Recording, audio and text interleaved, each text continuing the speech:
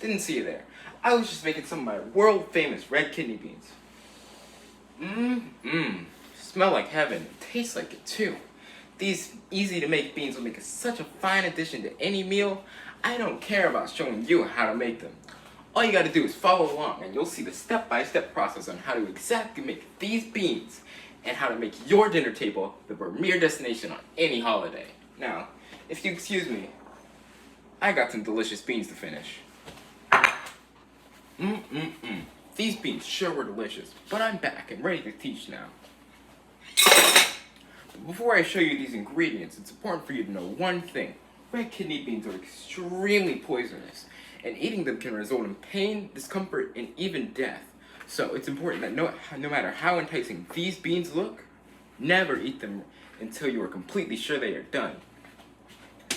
But red kidney beans do look pretty delicious, which is exactly why I'm going to tell you the step-by-step process on how to ensure these beans are safe to eat and that your house is the premier destination on holidays. Now, let's get to the ingredients. Now that you know about the dangers of kidney beans, it's important to know what you'll actually need for this recipe. First, you'll need 1 tablespoon of butter, 1/4 of an onion chopped, Cajun powder, 2 cups of white rice, and of course, the star of the show, red kidney beans. First things first, you want to start boiling your water for the rice and start preheating your skillet so you can put the butter in it. After it's preheated, you want to take 1 tablespoon of butter and scoop it in. Make sure to spread it all around so you get an even melt. Smells good already. I always love the smell of butter. After you spread the butter all around, add onions into the butter to saute it. You can add whatever vegetable you want. My personal favorite is onions, red kidney beans, and rice. Spread the onions all around to enjoy an even saute. Now, let's bring our attention over to this rice.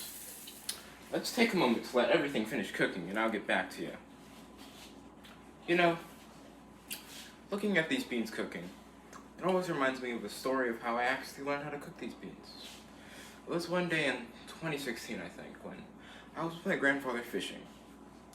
We were fishing and we didn't catch much that day. And he kneeled down to me and said, "You know, I'm not going to live forever.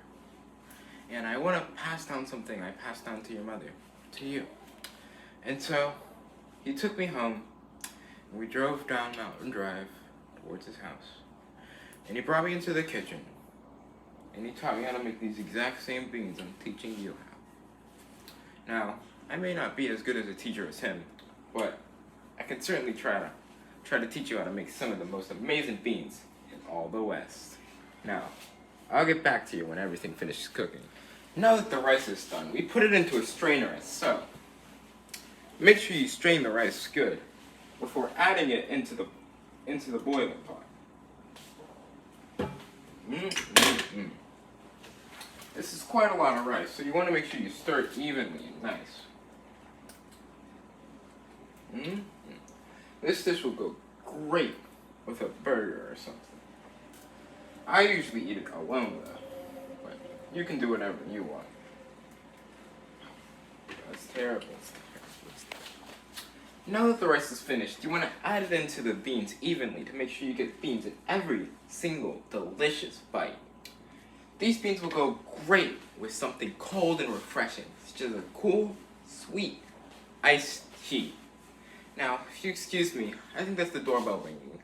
My grandpa's come over to share these delicious beans with me for another time.